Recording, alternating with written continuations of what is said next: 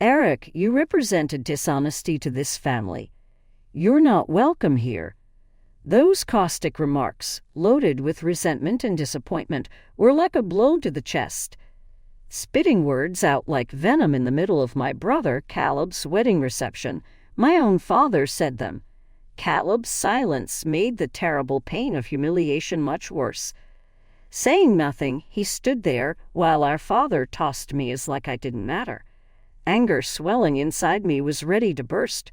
I was going to bolt when something unanticipated occurred. Clearly overwhelmed, a wedding staff member came up to me asking for assistance with an abrupt problem. Surprised, I moved in to help. That was the turning point in everything. My father truly saw me, saw the person I had grown to be, 2 times in decades. Not the failure he imagined, but someone deserving and competent. For me as much as for him, it was startling.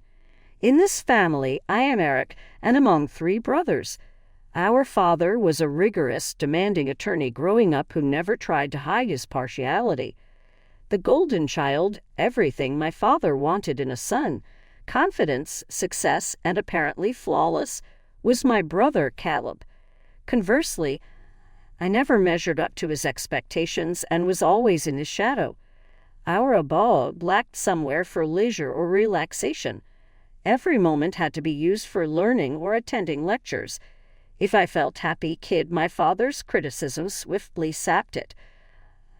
I always came short, no matter how hard I tried to equal Caleb's successes or win my father's compliments. My failing the entrance exam for a famous university my father had been dreaming about for me set the breaking point. His silence following was worse than any ranting. In his eyes I seemed to have vanished. From then on, Caleb took front stage, and I was left behind. Not even the subdued support of my mother could cover the emptiness I experienced.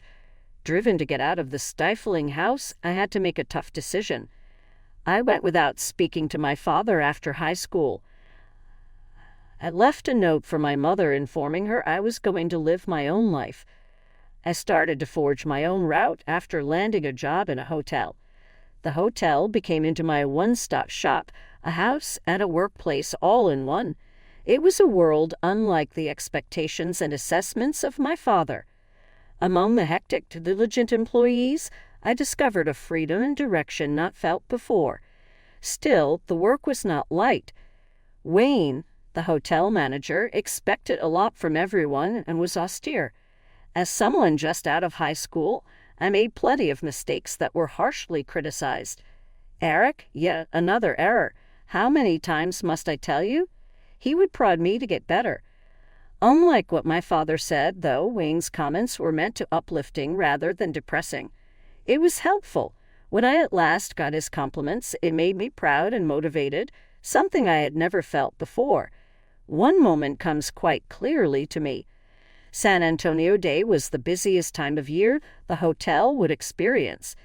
Having recently completed my training, the strain was intolerable. Tensions were high and everyone was running. Nevertheless, I was resolved to prove myself, not only to Wayne but also to myself. I came to discover something crucial among the confusion of the hotel. I could sense my own value without my father's permission. More significant than any thanks from him, I had created something on my own. I first had the opportunity to work alone that year. It was tougher than I ever imagined. The hotel was overflowing with guests, far more than usual, and every part of the staff was stretched thin. Dinner service, both in the dining hall and through room service, was pure chaos. Despite being new and inexperienced, I threw myself into the work, determined to give my best. I didn't want to let the team down. Then, in the middle of San Antonio Day, just when things seemed under control, a colleague suddenly fell ill. We were already short-staffed, so I knew I had to step up. I worked extra hours, doing everything I could to keep things running smoothly. For a while, it seemed like we had managed to survive the chaos, but then disaster struck. A pipe burst in the kitchen during the peak of the dinner rush. Water flooded the kitchen, and with no plumber available on San Antonio Day, the situation quickly spiraled out of control. Wayne, usually calm and collected, looked stressed as he tried to manage the crisis. Everyone was scrambling, and the pressure was enormous. In that moment of desperation, I realized this was my chance to truly prove myself. I stepped forward. "Wayne, can I try fixing the plumbing?" "I think I can do it," I said. He looked at me with doubt, but there wasn't another option. After a moment of hesitation, he nodded. What no one knew was that my time in a science-focused high school had taught me the basics of plumbing. It wasn't much, but it was enough to give me confidence. I got to work right away. 40 minutes later, the kitchen was back to normal. The flood was cleaned up, and the pipe was fixed. I turned to Wayne out of breath and said, "It's done. I fixed it." He hurried over to check, turning the faucet with a mix of hope and worry. When water flowed smoothly, the room erupted in smiles and applause. "Great job, Eric. You're my pride and joy," Wayne said warmly. His words filled me with a sense of accomplishment I had never felt before. Growing up, I had always longed for approval like this, but here it was, earned through my own effort. That day marked a turning point for me. Together, Wayne and I had faced the challenges of that chaotic San Antonio day and come out victorious. The fulfillment I felt stayed with me and helped shape the person I became. 17 years later, I was thriving in my role at the hotel. I had built a career from the ground up and felt proud of the life I had created. Then, one day, a letter arrived from my mother. It was the first communication I'd received from her in years. Inside, she told me about my brother Caleb's upcoming wedding and pleaded with me to attend. Though I had grown distant from both my father and Caleb, my mother's heartfelt words touched me. Reluctantly, I decided to go. The wedding venue was a grand, luxurious hotel, exactly the kind of place that reflected Caleb and Dad's taste for extravagance.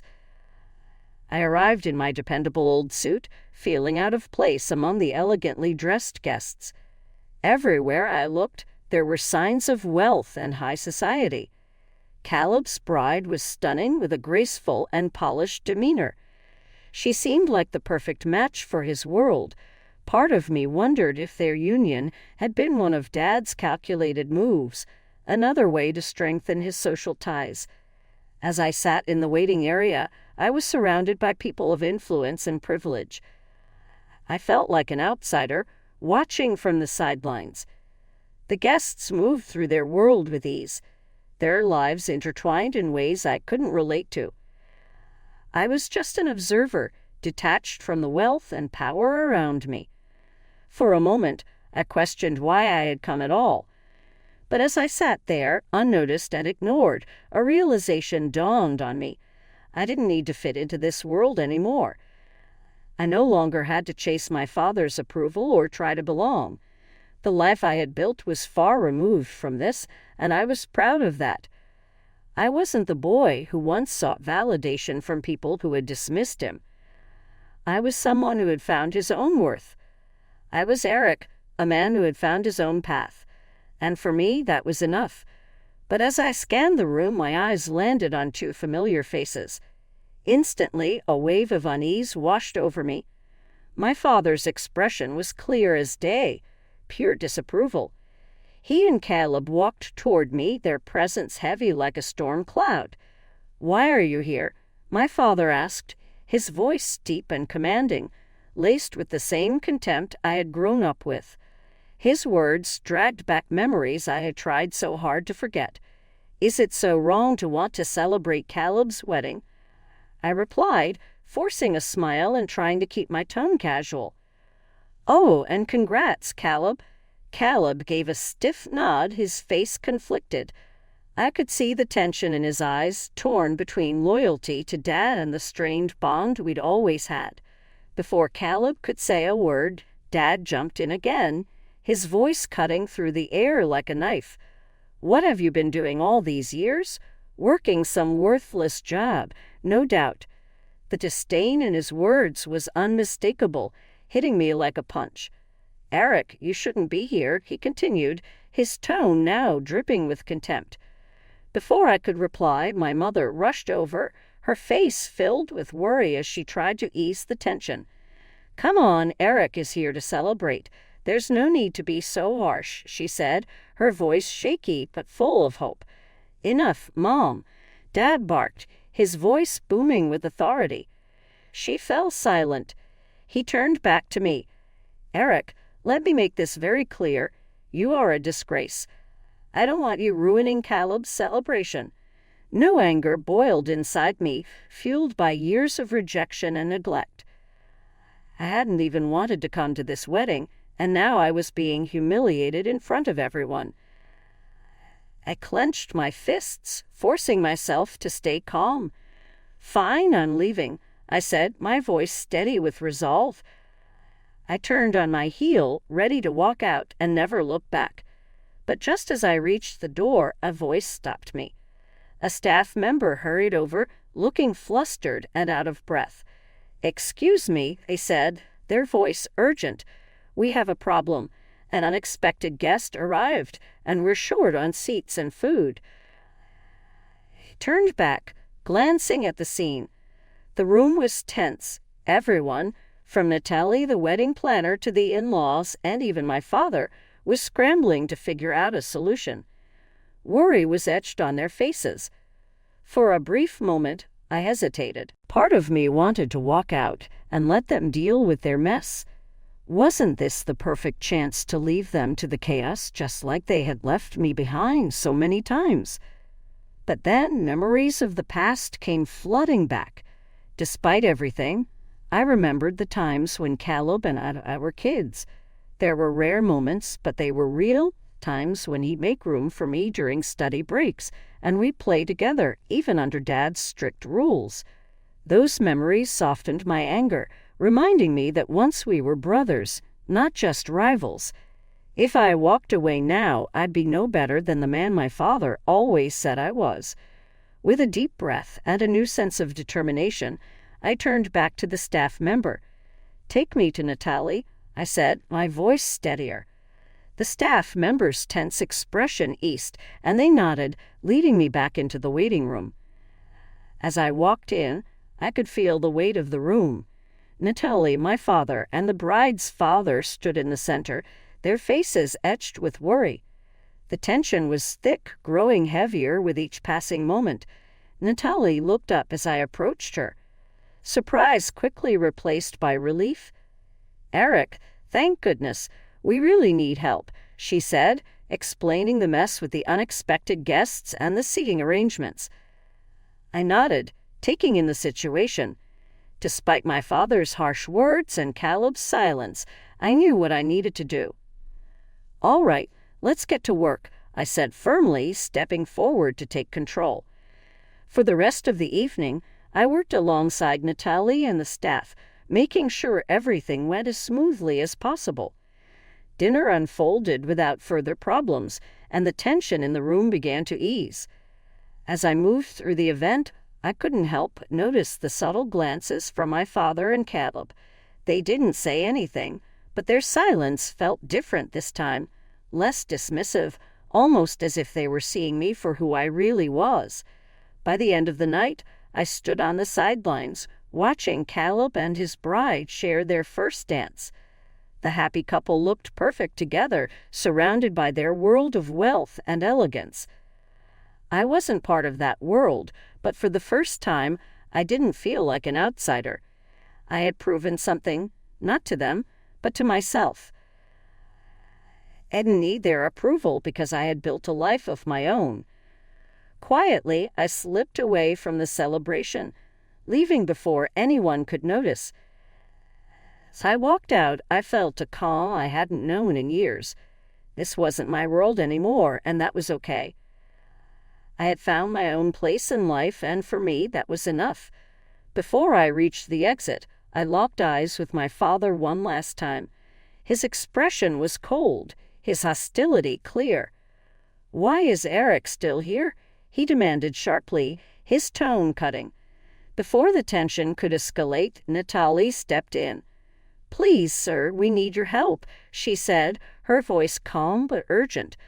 The words "sir" and her respectful tone caught him off guard. For the first time, I saw a flicker of surprise on his face. He hadn't expected anyone to look at me with respect or authority. It was a small moment, but it was enough. I didn't need his approval. I had already found mine. I spoke calmly, revealing my position. "I've been the general manager of this hotel chain for quite some time," I said, keeping my voice steady. "Since I joined in the early days, we've expanded to several hotels and wedding venues across the country. In fact, this very hotel is under my supervision. I think I can handle this," I added with confidence, dismissing Dad's looming protests with a simple wave of my hand. "Dad, I'm busy right now. We'll talk later." Without waiting for his response, I turned to Natalie, focused on fixing the situation. "Relax, Natalie. Get the seating sorted, and I'll handle the food issue." She looked visibly relieved. "Understood," she replied, her voice lighter. "I'll leave the food to you and take care of everything else." She hurried off to execute the plan. Knowing all eyes were still on me, I left the room and headed straight to the kitchen. Inside, my good friend, Chef Gabriel, was busy with the day's preparations. "Hey, you!" I called out, spotting him. "Eric, what brings you here?" he asked, curious. "I'm actually a guest today," I said, shaking my head with a chuckle. "It's my brother's wedding, but we've run into a little problem. We're one meal short. Think you can help?" Gabriel grinned. "Of course. I'll whip something up. Don't worry about it." "Thanks so much. I owe you one. Maybe dinner next time," I said, feeling relieved. "Looking forward to it," he replied with a wink, already moving to prepare the missing meal. After tying up a few loose ends, I made my way back to the waiting room. Most of the guests had already moved to the ceremony area, leaving just my parents and the bride's family behind. I approached them with a confident smile. "The issue is resolved. An extra meal is on its way," I announced. Relief washed over my mom's face, and the bride's parents smiled warmly. Even my father, though still conflicted, seemed to hold back his usual sharp criticism. Instead, his voice softened, and for once, his pride was unmistakable. "Eric, thank you. Because of you, the celebration can go on without a hitch," he said, his gratitude genuine. "All in a day's work as a general manager," I replied with a small smile, feeling a quiet sense of victory. I led them to the ceremony hall, where the lights dimmed and the bride and groom made their grand entrance. They were radiant, their happiness lighting up the room. The ceremony unfolded beautifully, every detail falling perfectly into place, as if the earlier chaos had never happened. When it was finally time for the meal, I made sure everything ran smoothly. Each guest was served without issue. Only after confirming that all was in order did I allow myself a quiet sigh of relief, knowing the day had turned out well. I found myself chatting warmly with both families. They expressed their heartfelt gratitude, especially the bride's family, who kept thanking me over and over for stepping in when things were falling apart. In that moment, surrounded by smiles and kind words, I was reminded of why I loved my job. It wasn't just about managing a hotel or organizing events. It was about making a difference when it really mattered. "Eric, thank you so much. We had the best day ever, all because of you," they said, their appreciation sincere and heartfelt. "No worries. I'm just glad I could help. Wishing you both all the happiness in the world," I replied with a smile, feeling proud of how everything had turned out. Turning to face my parents and Caleb, I saw my mom's face glowing with pride. "Eric, you did wonderfully." "Thank you," she said, her voice filled with genuine admiration. Caleb stepped forward next. His apology was unexpected but sincere. "Thanks for stepping in. I'm really sorry," he said, his tone honest. I couldn't help but smile. "As long as I could help, it's all good," I reassured him, feeling my earlier resentment melt away. Finally, I turned to my dad. He didn't say a word, his emotions hard to read, but there was something different in his eyes, a quiet acknowledgement. Though he stayed silent, I could tell in his own way he was grateful. It felt like a small but meaningful closure, a moment of understanding despite all our differences. Just then my phone buzzed. A message from another hotel in the next town reminded me that more work was waiting for me. Instead of feeling frustrated, I felt a sense of purpose. Looks like I've got more work to do, but hey, I enjoy it, so no complaints, I said with a grin. All right, I'm off. You two take care, I added before leaving. As I walked away, I couldn't shake the feeling that this might be the last time I'd see Caleb or Dad for a long while, maybe even forever. The thought lingered, but I didn't dwell on it. I had work to do, and that's where I turned my focus. 7 days after Caleb's wedding, I finally got a rare day off. Reclining on my sofa with a steaming cup of coffee, I was soaking in a quiet moment of peace. That tranquility didn't last long, though. The doorbell rang.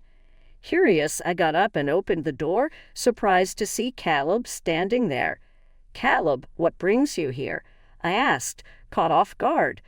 "Sorry, I got your address from Mom.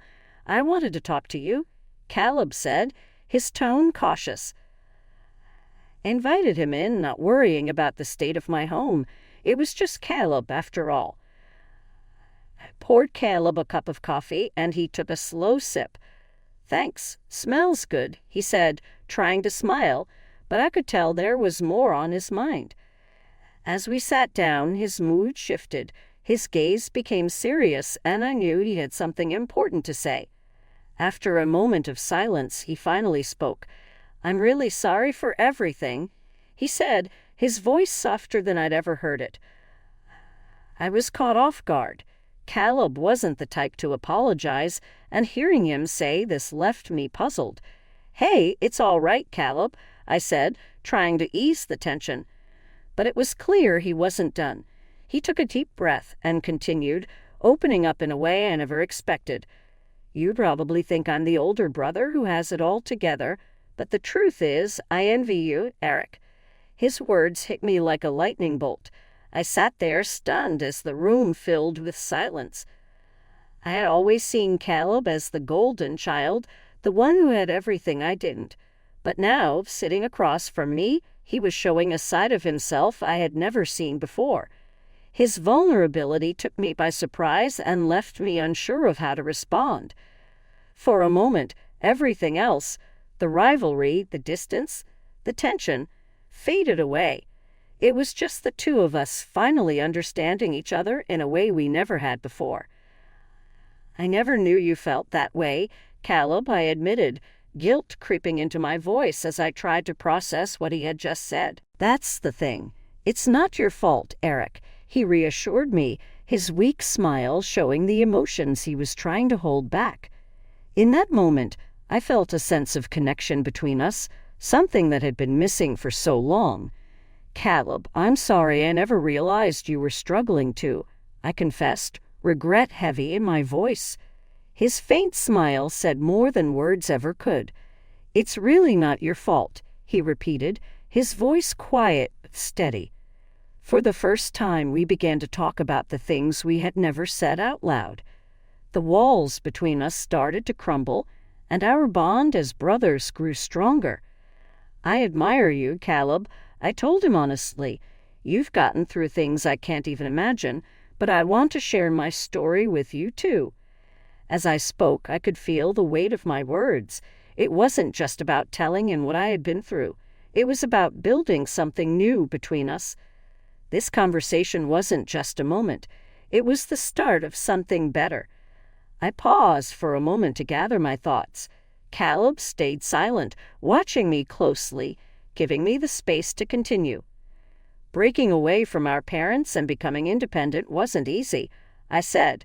"At the beginning, it was really tough." As I spoke, I realized something. We had both faced our own battles in different ways. "Yeah, we've both had our struggles," Caleb agreed, his voice sincere. It felt like he wanted to say more, but he seemed unsure how to start. I didn't have all the answers, so I just spoke from the heart, hoping that would provide Caleb some clarity. To be honest, Caleb, I think you should do what you really want to do, without worrying about Dad, I replied. Caleb heard my words, and I could feel the weight off his shoulders. You are right, Eric. You have definitely helped me get clarity. Thank you, he said, his tone obviously expressing thanks. I answered, no, thank you for coming over, and meant it. He promised to return for coffee just before I escorted him to the door. 3 months later, Caleb sent me a letter. In it, he informed me he had chosen to pursue his actual love, glasswork, instead of his legal career. Caleb had found serenity in his wife's support and a fresh determination to follow the road he had chosen, even though Dad disagreed.